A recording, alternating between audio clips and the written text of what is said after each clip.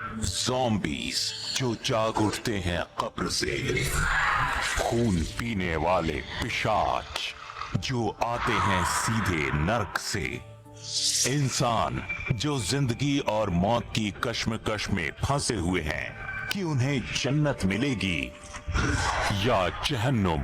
हजारों सालों से इंसान इन विचित्र और मुर्दा जीवों से हुए सामने का जिक्र करते आए हैं। क्या ये सिर्फ कोरी कहानियां हैं या उनके इस विश्वास की जड़ें जुड़ी हुई हैं विज्ञान से? वो हमला करते हैं, इंसानी खून पीते हैं और बिना अपनी झलक दिखाए गायब हो जाते हैं। खून ही ऐसी चीज है जो मरे हुए लोगों की दुनिया को फिर से जिंदा दुनिया से जोड़ता है। अवतारों के पास ऐसी शक्तियां थीं जिनसे वो मुर्दों में भी जान फूंक देते थे। लेकिन ये चमत्कार कौन सी शक्तियां कर सकती हैं? शायद एलियंस की पावर से ये मुमकिन है। दुनिया भर में फैले लाखों लोग मानते हैं कि हमारे ग्रह पर एलियंस आते थे। क्या हो अगर ये सच हो? क्या सचमुच एंशिएंट एलियंस ने हमारे इतिहास को बेहतर दिशा दी थी?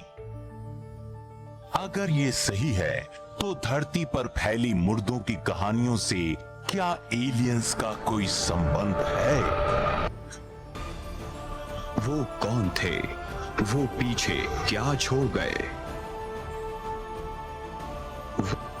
वो क्यों आए थे? वो कहां चले गए? क्या वो वापस आएंगे?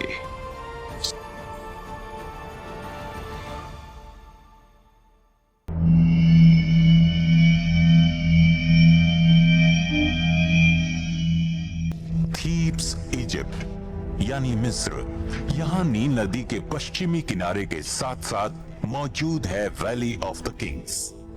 यहाँ सन 1922 में आर्कियोलॉजिस्ट हावर्ड कार्टर को एक 3000 साल पुरानी कब्र मिली, फेरो टूटनखामन की। जब हावर्ड कार्टर ने टूटनखामन के बेरियल चेम्बर को खोला तो वो किसी फेरो के मकबरे को देखने वाले पहले शख्स थे।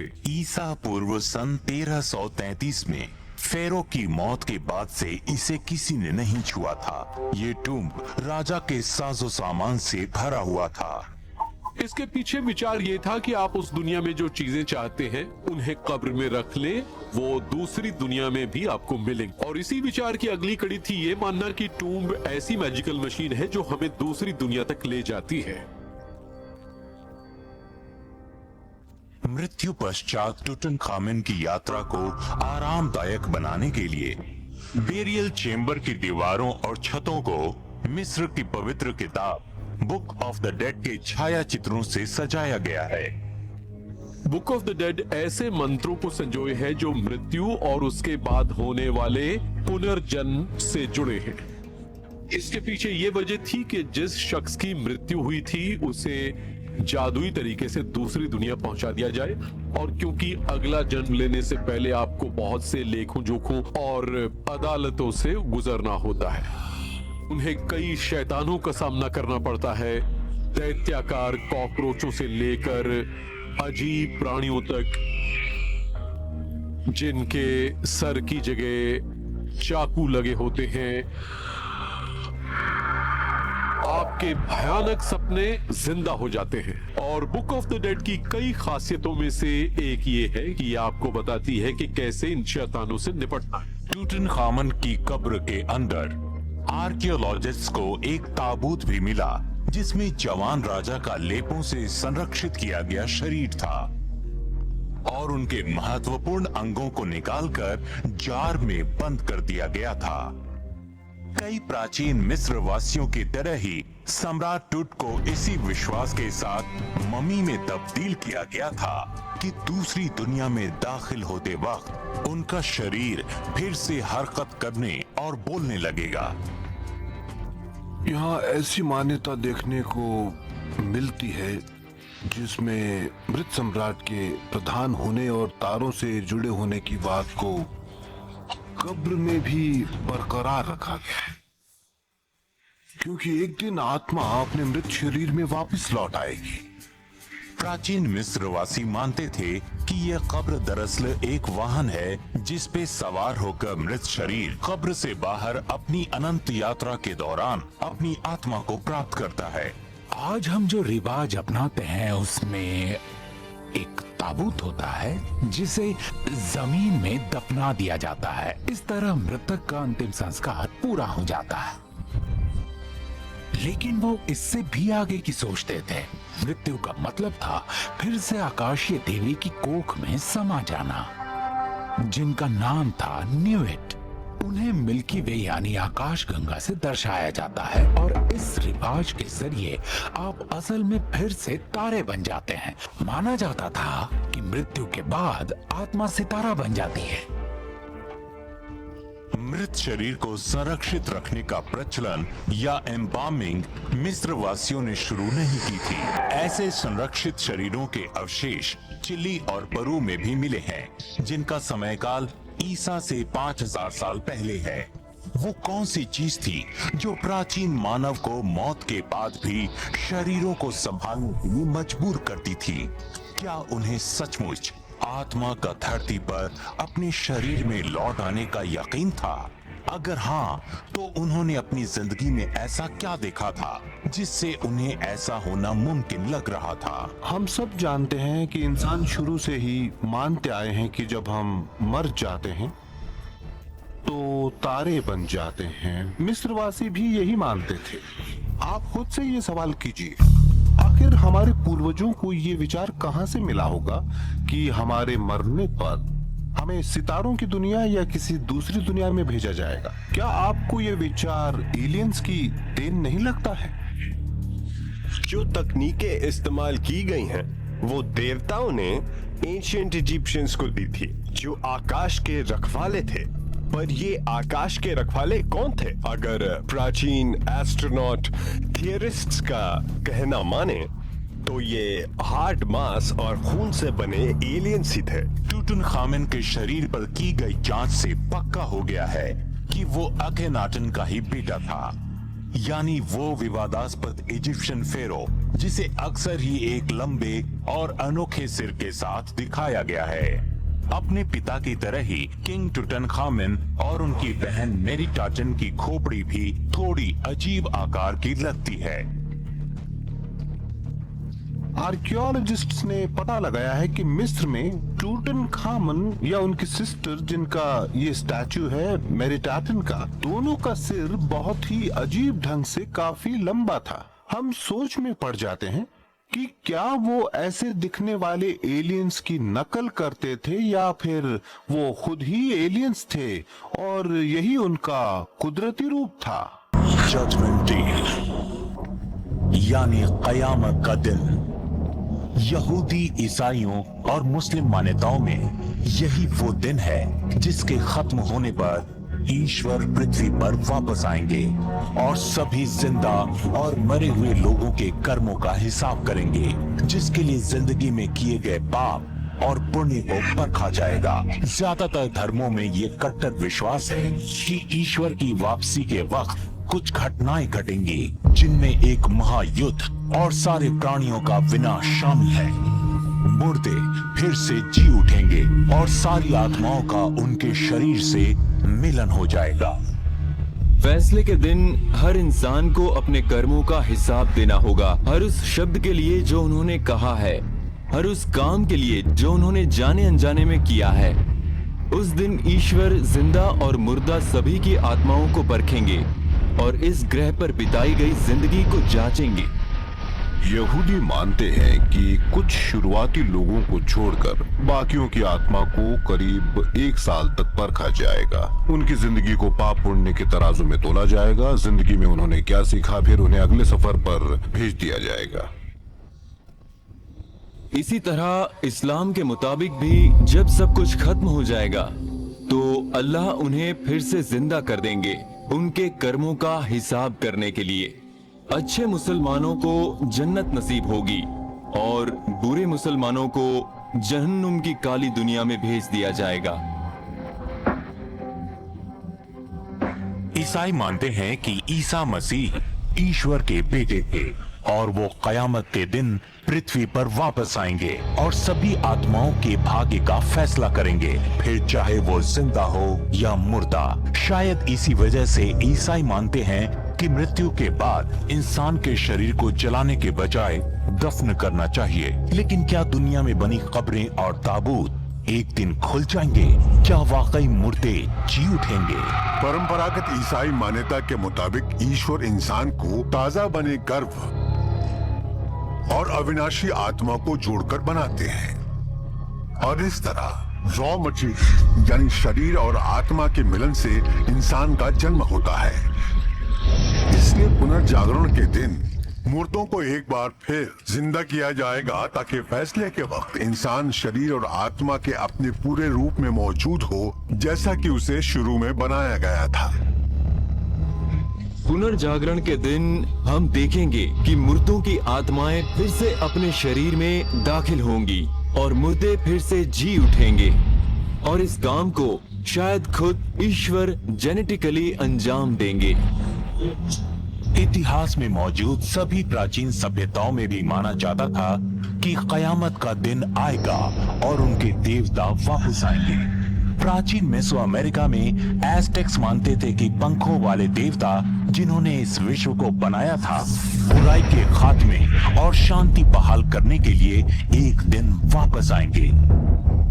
मध्य अमेरिका में क्वित्ज़कोट्ल नाम के पंखों वाले सर्प देवता का जिक्र है, जिन्होंने इंसान को समझ का वरदान दिया था। कहा जाता है कि वो आसमान से पृथ्वी पर दुनिया की रक्षा करने और स्वर्गीय ज्ञान को बांटने होंगे। ईसा पूर्व 150 साल पहले डेड सी स्क्रोल्स में लिखा था, अंधेरी की औलादों को खत्म कर दिया जाएगा और रोशनी के बेटों को हमेशा के लिए सुकून की जिंदगी बख्शी जाएगी। और बाइबल की एक तथाकथित लॉस्ट बुक्स में से एक बुक ऑफ इनॉक में ये लिखा हुआ है कि सर्वोपरि ईश्वर कयामत के दिन वापस आएंगे, जिसे हम बुक ऑफ इनॉक कहते हैं। बुक ऑफ इनॉक कहती है कि दुराचारियों को हर काम का जवाब देना होगा, उनका फैसला आग के साथ किया जाएगा।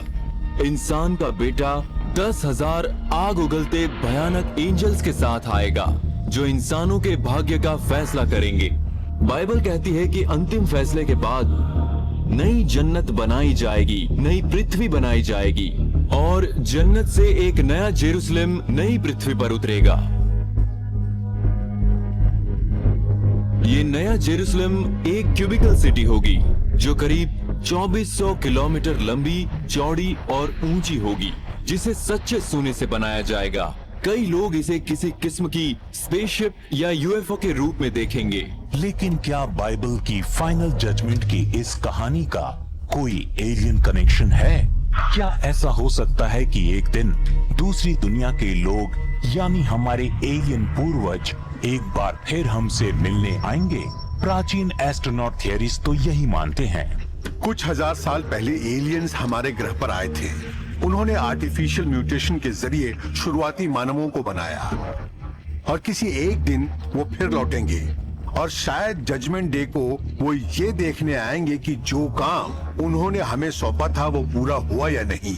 और वो लोग जो समझते हैं कि अतीत में क्या हुआ था, उन्हें इससे कोई हैरत नहीं होगी, क्योंकि वो जानते हैं कि भविष्य में क्या होने वाला है। मेरे हिसाब से जब एलियंस सचमुच हमारे ग्रह पर लौटेंगे और अपनी पहचान बताएंगे और उस वक्त वो इंसान जिन्होंने वो सर्वोच्च ज्ञान प्राप्त किया है, वो अपने एलियन भाइयों के साथ कंधा मिलाकर खड़े हो जाएंगे और हम सब उनके साथ ही सितारों की दुनिया में लौट जाएंगे। दुनिया के दूसरे हिस्से में मौजूद है पेरू का प्राचीन शहर पैरागस। आर्कियोलॉजिस्ट को यहाँ सैकड़ों मम्मी अवशेष मिले हैं जो ईसा से 300 साल पुराने हैं। इनमें से कई के सिर सामान्य से बेहद लंबे हैं। जो चीज पैरागस को अनोखा बनाती है वो है यहाँ मिली ये लंबी खोपड़ियां जो भारी तादाद में पाई गई हैं, जिनकी उम्र ज्यादा नहीं तो कम से कम 3000 साल जितनी तो है ही। इसके अलावा अगर कहीं ये पाई गई हैं तो वो है इजिप्ट, जहां ये आखेनाटन के शासनकाल में पाई गई हैं। ऐसा लगता है कि इस तरह की खोपड़ी इन लोगों को बाकी लोगों से अलग करती थी। ऐसा इसलिए था क्योंकि उन्हें यकीन था कि वो उच्च प्रजाति के उन जीवों की संतानें हैं जिनके सिर ऐसे ही लंबे होते थे, जो देखने में सांप या अजगर जैसे लगते थे। इस ग्रह पर मौजूद तमाम प्राचीन सभ्यताएं हमेशा ही अपने कुछ पूर्वजों को अजीब दिखने वाले प्राणी जैसा दिखाती आई हैं, जिनके सिर लंबे और नाक बड़ी थी, जो शायद इंसान ही थे मगर इंसानों जैसे दिखते नहीं थे। अगर जैसा कि कई शोधकर्ता कहते हैं कि इन लंबी खोपड़ियों को रखने का आइडिया प्राचीन मानव को इन बेहद बुद्धिमान जीवों से मिलने के बाद आया होगा, तो क्या मृत्यु पश्चात शरीर को संरक्षित रखने का विचार भी एलियन से हुई किसी मुलाकात का ही नतीजा है? मेरा मानना है कि मम्मी बनाने का आइडिया हमारे पूर्वजों को उन एलियंस को देख कर आया होगा, जिन्हें उन्होंने अंतरिक्ष में वापस लौटने की तैयारियां करते हुए देखा होगा। एक संभावना है फ्रोजन हो जाना या खुद को ऐसी कृत्रिम नींद सुला देना जहां आपको खुलने वाले ताबूत में रखते हैं, यानी कॉफिन में। हो सकता है हमारे पूर्वजों ने भी ऐसी तैयारियां देखी हों और गलत फहमी में उन्होंने सोचा कि देवता मर गए हैं, इसीलिए उन्होंने खुद को भी ममेफाइड करवाया ताकि वो देवताओं के पास लौटने के लिए तैयार हो सके, इस उम्मीद में कि देवता कभी ना कभी उन्हें मुर्दों से उठाकर जिंदा जरूर बना देंगे आने वाले भविष्य में। आज मुर्दों के जिंदा होने की कहानियां हेशियन वुडू प्रैक्टिस में बहुत करीब से महसूस की जा सकती है। यहाँ 15वीं सदी की शुरुआत में वुडू पुरोहित रहस्यमय रीतियों को दोहराकर ज़ॉम्बीज बनाते थे और उन्हें कंट्रोल भी करते थे। वुडू ज़ॉम्बी तब तक नुकसान नहीं पहुंचाते जब तक कि उन्हें हिंसा फैलाने का हुक्म न दिया जाए। महत्वपूर्ण बात यह है कि वुडू ज़ॉम्बी भी एक इंसान ही है जिसे उसका मास्टर कंट्रोल करता है और वो मास्टर उसे पारलौकिक ताकतों की मदद से कंट्रोल करता है। इनके भी अलग अलग किस्म हैं। ऐसे भी ज़ॉम्बी हैं जो शरीर से मुक्त हैं, सिर्फ आत्मा है। साथ ही ऐसी भी परंपरागत धारणाएं हैं जिनमें आत्महीन शरीर होने की बात कही गई है, जो अपने ज़ॉम्बी मास्टर के गुलाम बनकर उनके इशारों पर काम करते हैं। लेकिन जिंदगी और मौत को काबू करने वाली ये दिव्य शक्ति कहां से और किस चीज से आती है?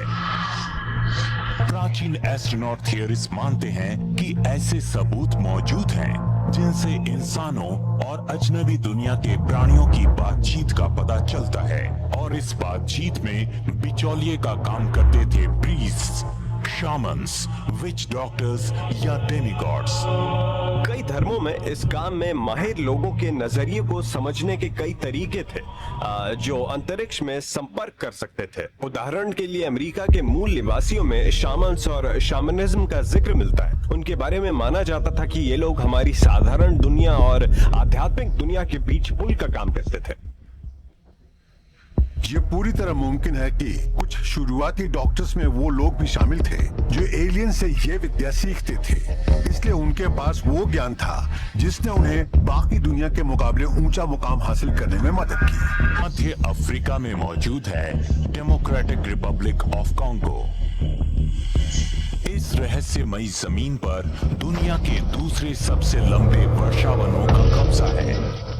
बुद्धिजीवियों के मुताबिक यहीं ईसा से 500 साल पहले ज़ॉम्बी शब्द की उत्पत्ति हुई थी।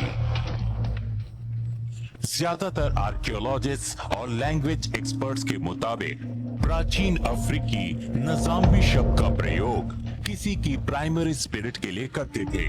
उनका मानना था कि इंसान में दो आत्माएं होती हैं, एक को ग्रेट एंजल और दूसरी को लिटिल एंजल कहा जाता था। लिटिल गुड एंजल आपकी पहचान को रिप्रेजेंट करती है, यानी आत्मसम्मान वाली पहचान को, और मरने के बाद लिटिल गुड एंजल कब्र के सिरहाने ही बैठी रहती है और फिर ईश्वर के पास लौट जाती है। बिग गुड एंजल भी 9 दिन तक कब्र के पास बैठी रहती है, जिसे चुराया जा सकता है और मृतक को ज़ॉम्बी के रूप में जिंदा किया जा सकता है।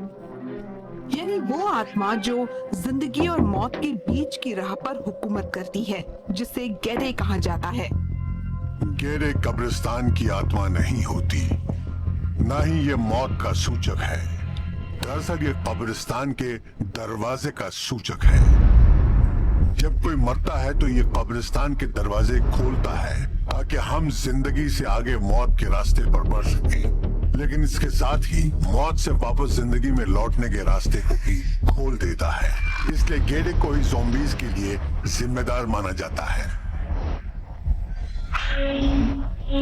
ज़ॉम्बीज के बारे में मशहूर कहानियों के मुताबिक ज़ॉम्बीज वापस जिंदगी में या उनकी मर्जी के बिना कब्रों में बुलाए जाते हैं, और ऐसा आमतौर पर विच डॉक्टर की निगरानी में होता था। ऐसी मान्यता थी कि आत्मा के शरीर छोड़ने के बाद भी आप फिर से किसी शख्स को जिंदा कर सकते हैं। इसीलिए क्लासिकल ज़ॉम्बी आमतौर पर आत्माहीन जिंदा लाश होते हैं।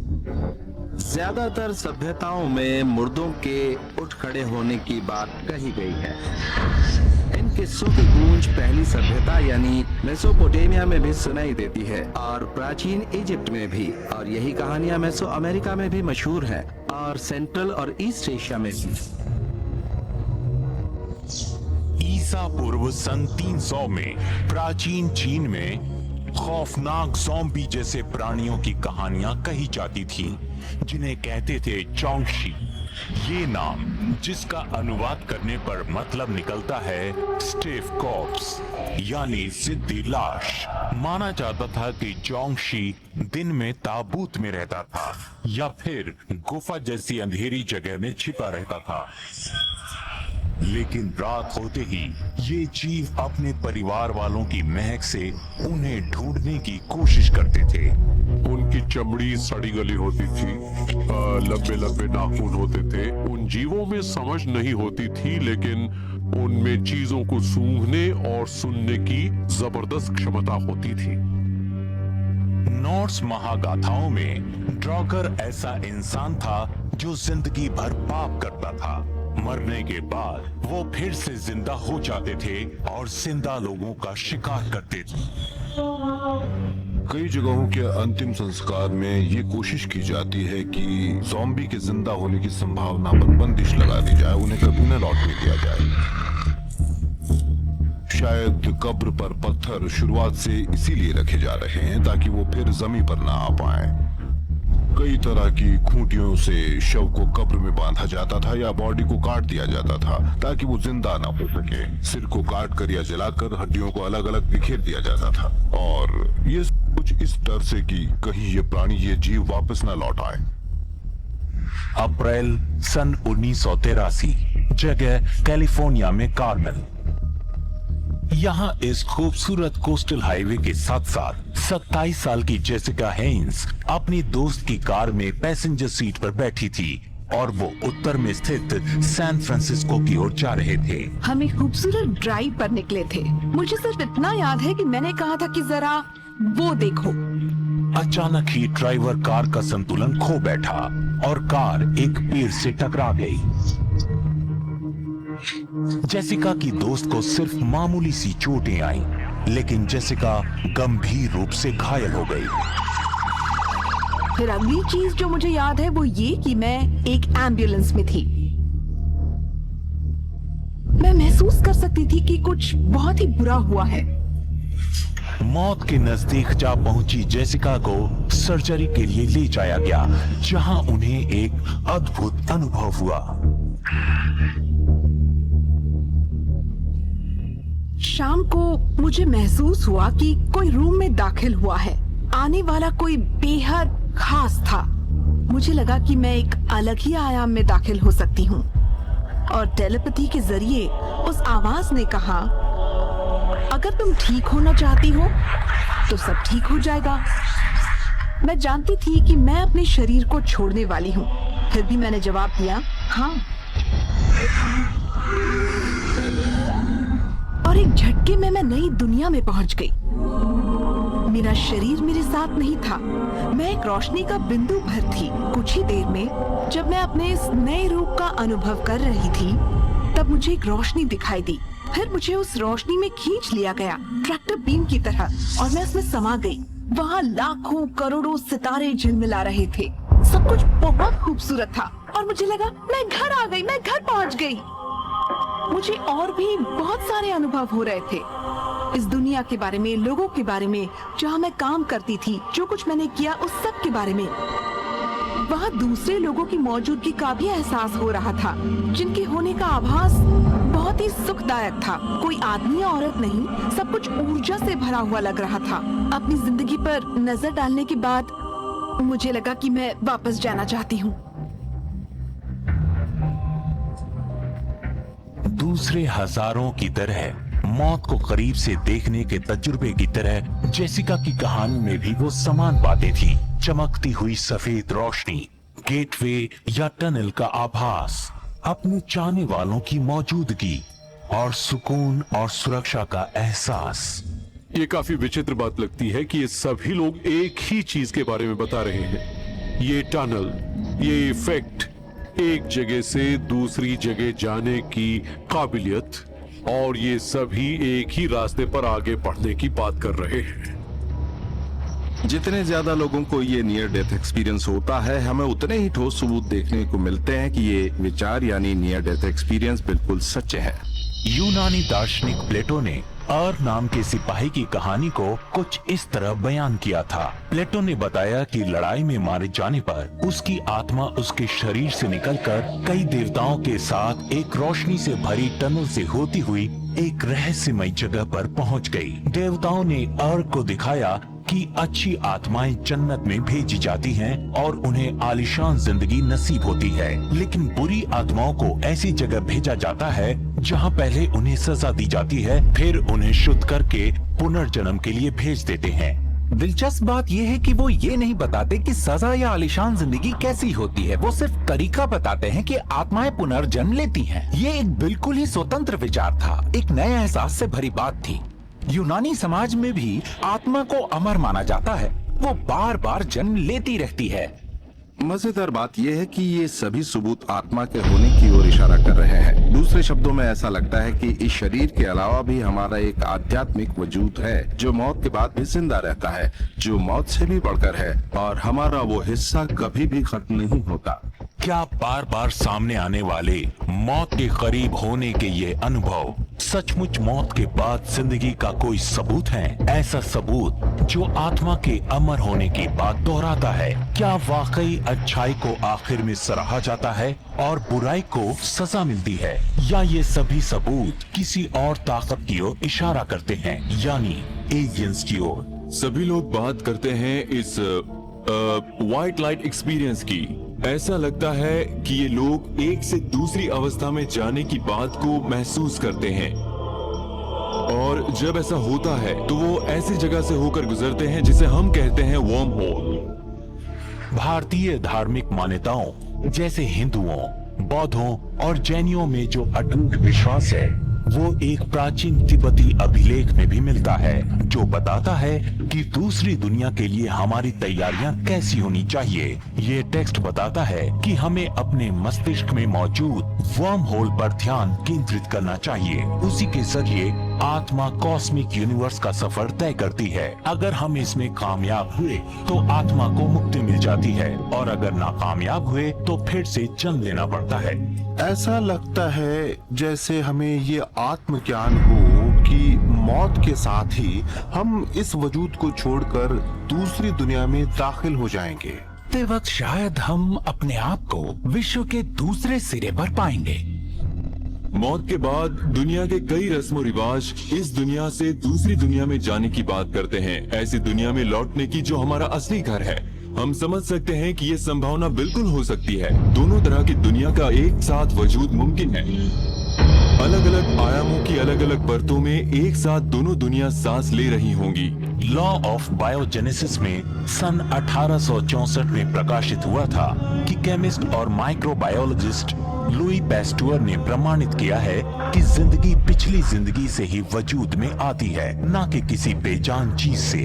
इस बेजोड़ सिद्धांत के मुताबिक लाइफ लिविंग ऑर्गेनिजम्स की कभी न टूटने वाली चेन है, जिसकी कड़ियां विश्व में जिंदगी पनपने की पहली कड़ी से लेकर आज तक जुड़ी हुई है। अगर ये सच है तो वो कौन था या क्या था जिसने इंसान को जिंदगी दी?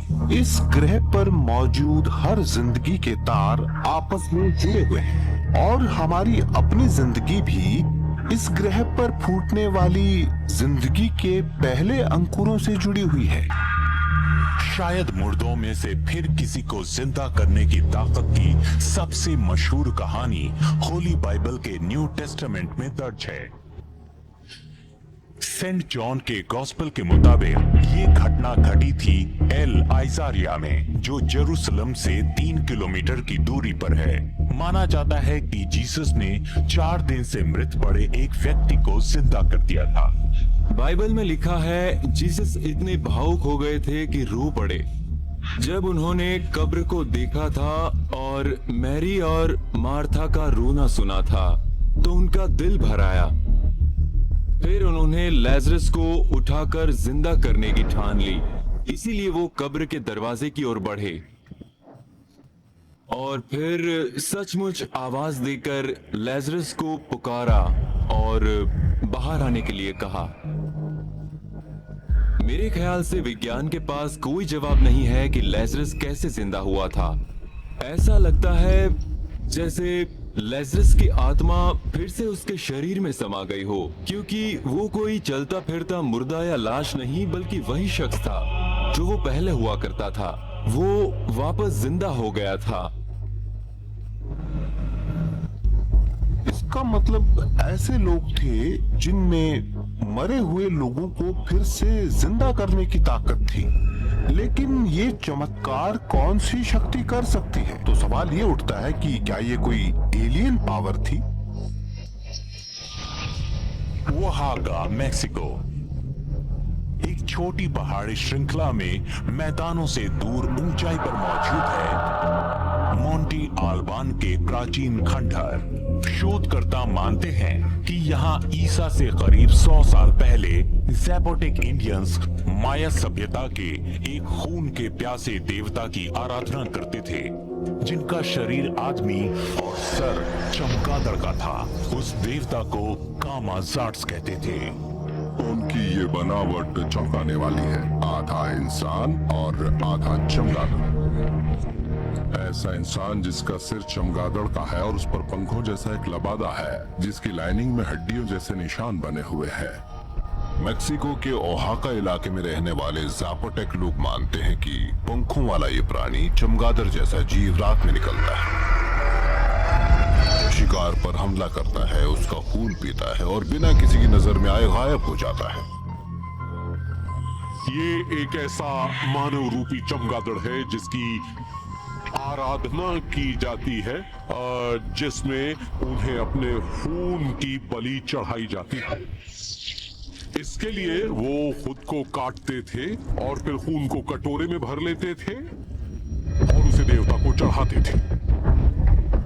मायंस के लिए जो चीज बेहद ज्यादा अहमियत रखती थी वो थी खून। यही चीज इंसान को जिंदगी देती थी। खून और सांसें ये जिंदगी की पहचान मानी जाती थी। यहीं से ये बात सामने आती है कि वो दैवीय ताकत खून और सांसों में है। जब किसी की मौत होती है तो वो दूसरी दुनिया में प्रवेश करता है, जिसका नाम है शिबाल्बा। इसके बाद अगर आप मृत्यु के देवता को हरा दें तो आप जन्नत में जगह पा सकते हैं और खुद एक पूजनीय पूर्वज बन जाते हैं। खून ही ऐसी चीज है जो मरे हुए लोगों की दुनिया को फिर से जिंदा दुनिया से जोड़ता है। कुछ शुरुआती आर्कियोलॉजिकल एविडेंस बताते हैं कि खूनी प्रथाएं इतिहास के हर पन्ने पर दर्ज हैं, चाहे उन्हें हम कितने भी प्राचीन काल में क्यों न तलाश करें।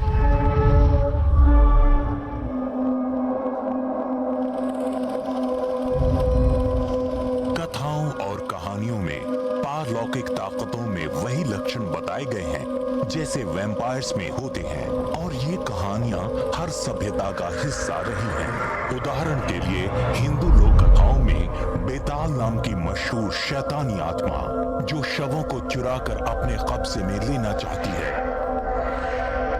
भारतीय देवी काली काली को भी खूनी बलिदानों से जोड़कर देखा जाता है।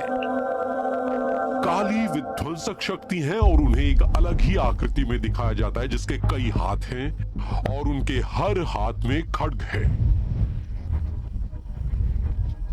काली मौत और विनाश की देवी है। उनकी आंखें लाल दिखाई जाती हैं और ओंठों से रक्त गिरता। काली को रक्त की बलि चढ़ाई जाती है। कई जगहों पर यह रिवाज अब भी कायम है। उत्तरी अमेरिका में शुरुआती चेरोकीज एक खून के प्यासे प्राणी में यकीन करते थे जो इंसानों का शिकार करता था, उनका खून पीता था और उनके लिवर को खा जाता था। उस जीव का नाम था उलुंटा। माना जाता है कि ये शैतान अमर था और जिंदा लोगों को खाता। उत्तरी अमेरिका के कई देशों में आत्माओं की दुनिया से आने वाली चीज की धारणा से डर पैदा हुआ था, न सिर्फ चेरोकी के लिए बल्कि सू और अरापाहो के लिए भी। लेकिन ये रहस्यमयी प्राणी क्या और कौन थे, कहां से आए थे? क्या ये वो एलियंस थे जिन्हें पृथ्वी पर छोड़ दिया गया था? प्राचीन एस्ट्रोनॉट थियरीज का तो यही मानना है। प्राचीन यहूदी टैलमुड में गार्डन ऑफ ईडन में इंसानी पैदाइश की कहानी को एडम और ईव के माध्यम से बताया गया है, लेकिन उस कहानी में एक और महिला शामिल थी जिसका नाम था लिलिथ। यहूदी लोक कथा में लिलिथ एडम की पहली पत्नी थी। वो भी उसी मिट्टी से बनी थी जिससे एडम बना था, न कि ईव की तरह उसकी पसलियों से। लेकिन उसने खुद को बेहद उद्दंड और अनियंत्रित साबित किया, इसलिए उसे निर्वासित करना पड़ा। टैलमुड के मुताबिक जब लिलिथ ने एडम की आज्ञा मानने से इनकार कर दिया तो ईश्वर ने 3 एंजल्स को भेजकर उसे प्रभु इच्छा मानने के लिए कहा। लेकिन जब लिलिथ ने आखिरी बार इनकार किया तो ईश्वर ने अनंत काल के लिए उसे पृथ्वी पर रहने का दंड दिया। इस लिहाज से लिलिथ पृथ्वी पर छोड़ी गई पहली वैम्पायर थी और उसमें एक फीमेल वैम्पायर के सारे लक्षण मौजूद थे। लिलिथ का सिर और छाती महिला की और शरीर एक सांप का था। उसके परिंदों जैसे पंख भी थे, यानी इस प्राणी का रूप भयानक था। यहूदी मान्यताओं में लिलिथ को निशाचर शैतान मानते हैं। मंत्रों और प्रार्थनाओं से उनकी आराधना की जाती है, नहीं तो वो आएंगी और बिछौने में सोए हुए बच्चे को उठा कर ले जाएंगी या उसकी आत्मा निकाल लेंगी, जिससे बच्चे की मौत हो जाएगी।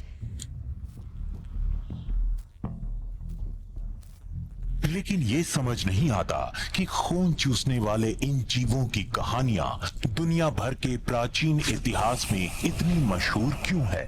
खून में ऐसी क्या बात है, खासकर इंसानी खून में, जो इसे वैम्पायर दुनिया की सबसे जरूरी चीज बना देती है? ज़ॉम्बी के उलट वैम्पायर एक आत्मा वाली लाश है।